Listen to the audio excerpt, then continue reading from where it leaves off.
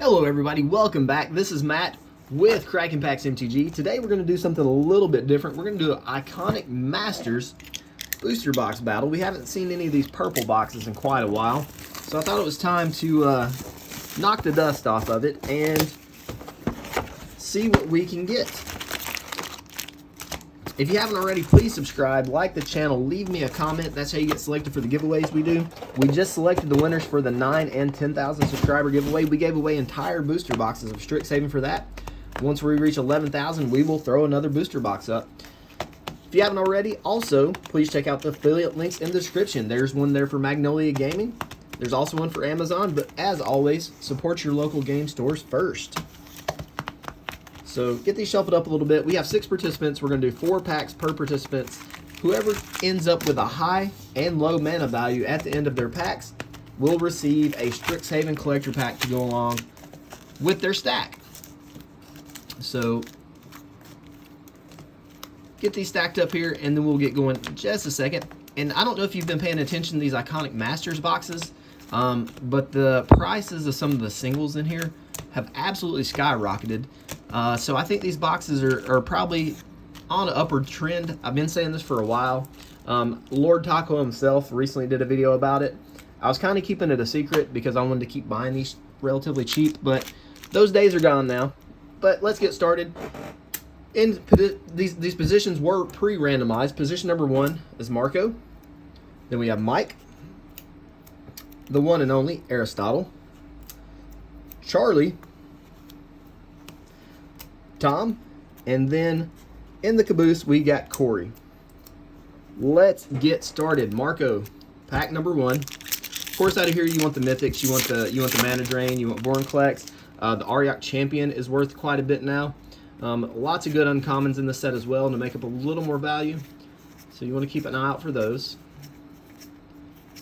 Here we go. Supreme Verdict, solid rare. Thrill Kill Assassin. For the longest time, that card was worth quite a bit. I think it's came down because of subsequent reprints, but still a very, very good card, no matter how you slice it. Pack number 2 for Marco. Lightning Helix. Thundermaw Hellkite for our first mythic. This thing ruled the skies back in its day. It was like, I'm trying to remember the standard. Was it like turn of the century core set? It was like this and Baneslayer were like the two big cards. I could be off on that.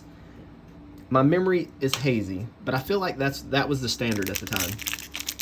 You were playing Baneslayer or you were playing the Hellkite, and that was pretty much it. All right, pack number 3. Rampaging Boloths. Foil Guard Duty. 6 pounds of beef there for Marco. All in all, that's a 15 total so far. Mike, you are up, good sir. And like I said, there's something about these purple packs that people just gravitate towards. Anytime I put anything up that's in a purple wrapper, they just can't wait to get their hands on it. So I don't know if Wizards has taken that into consideration. Bloodghast, awesome first rare. Oh my gosh, a foil Lotus Cobra. Holy smokes, that's a pack. Double rare, Bloodghast, and a foil Lotus Cobra. That's insane.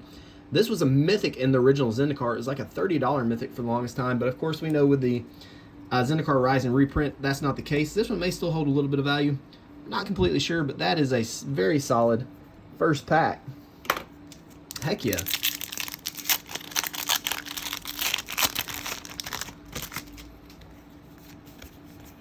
Pack number 2 for Mike. Resto Angel, she's so cute. And we just got a time-shifted version of this in Time Spiral Remastered. We will take her. Solid card.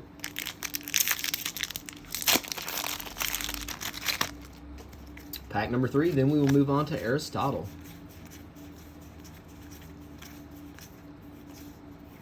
Curse of Predation for 3 and a foil Aven. All in all, not too bad. That first pack was a banger for sure. 11 total. Aristotle, you're up.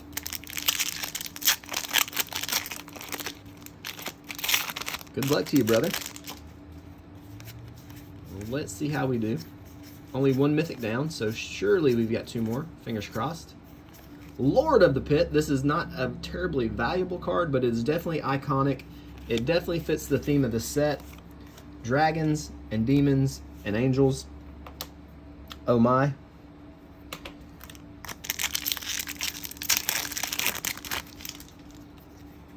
Lord of the Pit was one of the big nasties of the early days in Magic. Pack number 2.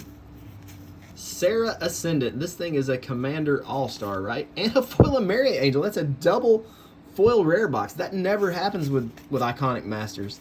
Wow, that's amazing. Really good hit here with the Sarah Ascendant. So that is 5 more. Heck yeah. Really pumped about that. And usually you can tell what kind of mythics you're going to get out of these. If you get a Praetor, generally you get 3 of those. I can't remember if you hit the Hellkite, what your myth. The track printing's weird. Good uncommon. Necropotence. Aristotle is cleaning house right now. Such a beefy card. That card back in the mid '90s ruled Magic the Gathering. That it was everywhere. You were playing Necropotence or you were getting beat. Charlie, you're up. Such a good card. And I think the last time I checked it was like $30 or so, maybe 40. Thran Dynamo, another solid uncommon, and into an O-Stone for 3. Shiny Cat. Pack number 2.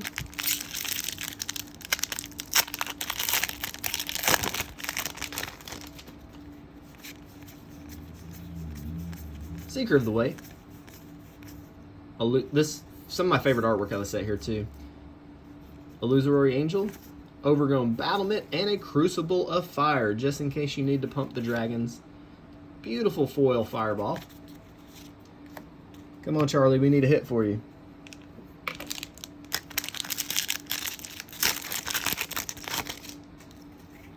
Last pack before we move on to Tom.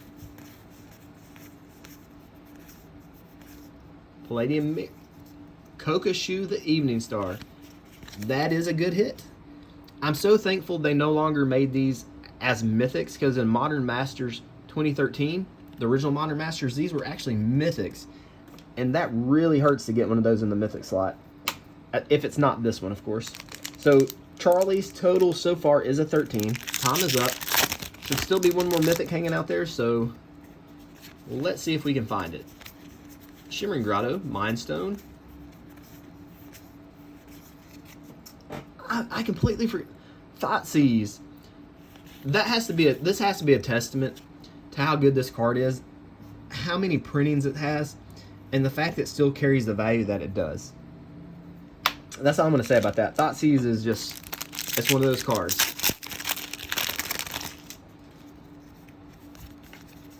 Pack 2 for Tom. Tom usually goes to Pound Town. He's got a good start here. So let's see if we can continue. River of Tears. And a foil Lightning Helix. Really cool looking card. The best Lightning Helix art is the new one out of Strixhaven, the Mystical Archive Japanese version of it. If we're being honest, my personal opinion. But everybody's entitled to what they think. Alright, last pack for Tom. Mind Stone. Decent little common. Bond. Super solid uncommon. Angel again, and a Flusterstorm. Holy crap.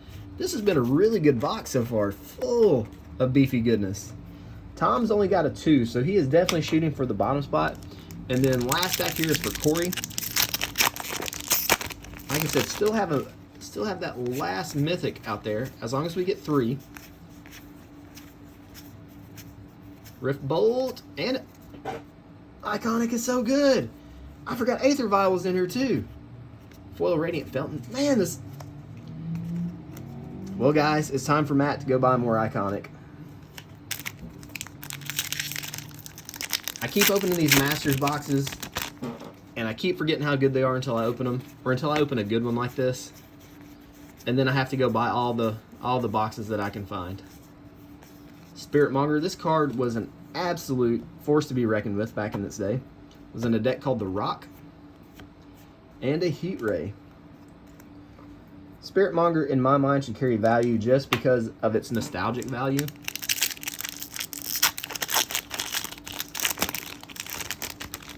It has the stats. That's all I'm going to say. Very underappreciated. You know, power creep is a thing, and it's not as good as it was 20 years ago. But Teferi, Mage of Zalfir, another solid hit. Oh, a foil bond. That's a sick hit, too. This is a spectacular box. All right, a total so far is we have Marco at 15. We have Mike at 11. Aristotle at 15. Charlie at 13. Tom at 2. And then we have Corey at 11. All right, let's go to Marco's last pack. And this is Marco's first time getting in on a battle. So maybe this last pack will provide him with some gas. We'll see. Ulcerate. Blizzard Spectre. Sphinx of Uthun. That is a beefy boy. And a foil, gorgeous foil Chancery. So that may actually, that's a big card. That puts him at 22. That's a pretty substantial lead. Mike is up. I don't think we'll get another foil rare, so Marco may have just locked down top spot. Electrolyze. And it's a Scourge for 5. Foil Moonglove Extract. Total of 16 there. Aristotle, you are up, sir.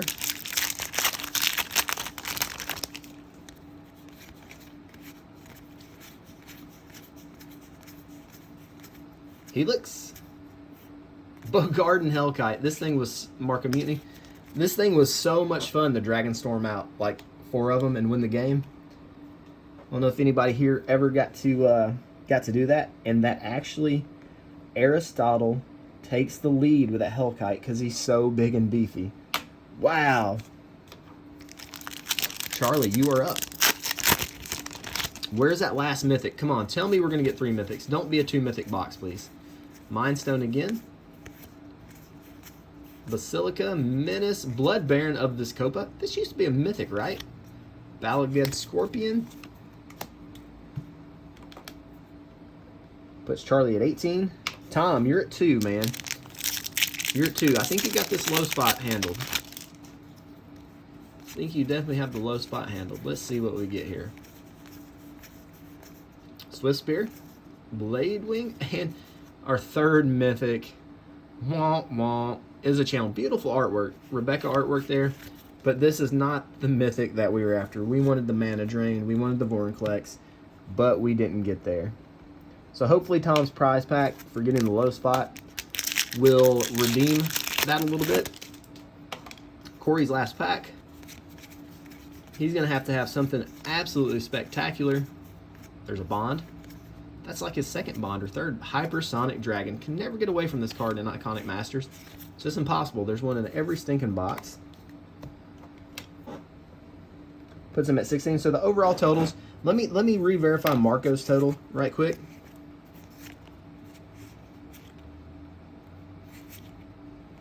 $22.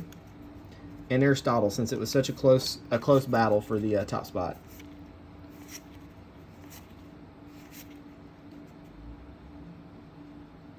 $23. Okay, Aristotle does take the top spot, so that makes Aristotle. So Marco has a 22. Mike has 16. Aristotle has a 23, winning the top spot. Charlie has 18. Tom has a 4, winning the low spot. And Corey with a 16. So let's open Aristotle Strix Collector, see if we can get that Toot or that Bolt. There's a lot of cards in here that are carrying value too now. It's don't overlook some of these Poet's Quill. Don't overlook some of these Commander cards. They're bringing some beef. Rust Rebirth, Agonizing Remorse, Counterspell. Reminds me a lot of Cryptic Command. Snakeskin Veil, and a Dragon's Guard Elite. This guy's really good. Have you played with this guy? So good. And here's Tom's pack. Let's see what we get. Academic Probation, Silver Quill Silencer, Trudge Garden, Snarl, Snakeskin Veil, Putrefy. Really, this part of this art is really cool. Foil Negate into a Flame Scroll Celebrant, and it flips over to the instant Revel in Silence. So there's Tom's pack. Again, everybody, thank you for joining me. Please like, subscribe, leave me a comment for the giveaways. I love each and every one of you. Thank you for joining me again. It's always a pleasure, and we will catch you in the next one.